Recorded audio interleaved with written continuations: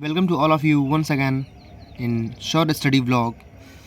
Today we will discuss about unit number 4 of physics part 1.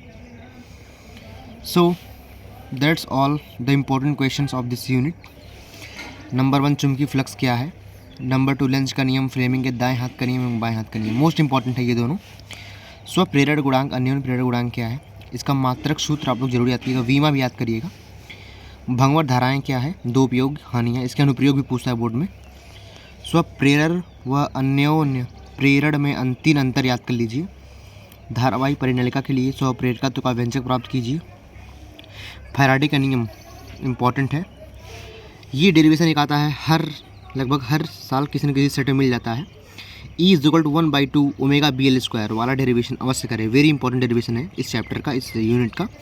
न्यूमेरियल इसमें थोड़े से आपको जटिल मिलेंगे, NCERT एग्जाम्पलर के लिए आप लोग सॉल्व कर सकते हैं. बेसिक फॉर्मूला को याद करें.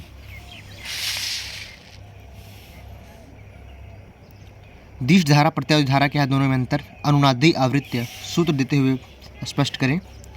प्रत्यावर्ती धारा का शिखर मान, ये डेरिवेशन इंपॉर्टेंट है. श्रेणी व समांतर अनुनादी परपथ क्या है. जड़ बराबर प्रतिबाधा बराबर, ये हमेशा आता है, मोस्ट इंपॉर्टेंट है, मोस्ट इंपॉर्टेंट. ट्रांसफार्मर क्या है, ये तो one of the most important है ही. डेरिवेशन के लिए इसमें खास बातें बता रहे हैं आपको. LR परिपथ, LCR परिपथ, मतलब इस प्रत्यावर्ती धारा में जितने भी परिपथ संबंधित डेरिवेशन आप लोग एक बार रिवाइज कर लीजिएगा, बोर्ड में आने के ज़्यादा चांस होते हैं. न्यूमेरिकल के लिए बस आप लोग मोस्ट इंपॉर्टेंट है ये. इस लेसन में थोड़े न्यूमेरिकल थोड़े जटिल पाए जाते हैं, फिर भी आप लोग चिंता ना करिए, थोड़े बहुत लगाते रहिए, NCERT एग्जाम्पलर को सॉल्व करते रहिए, फॉर्मूला को जरूर लर्न करिए.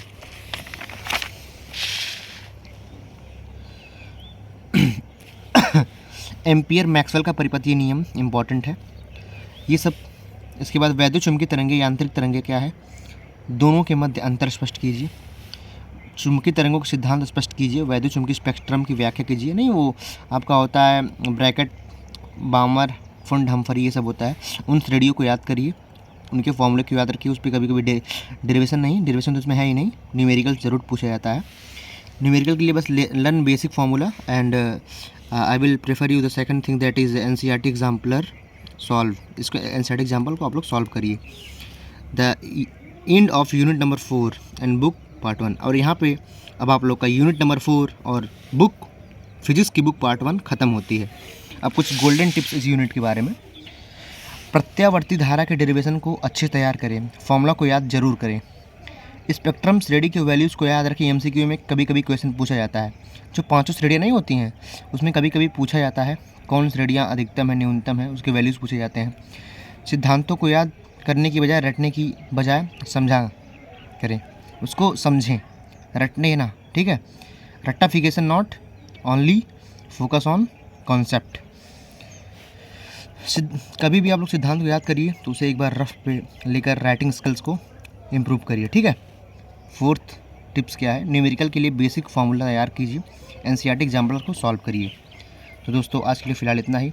अगर वीडियो आप लोग को अच्छा लगे तो वीडियो को लाइक, शेयर, सब्सक्राइब ज़रूर करें, क्योंकि आप लोग का एक शेयर, कमेंट और सब्सक्राइब मुझे बहुत ही मोटिवेट करता है नेक्स्ट वीडियो बनाने के लिए.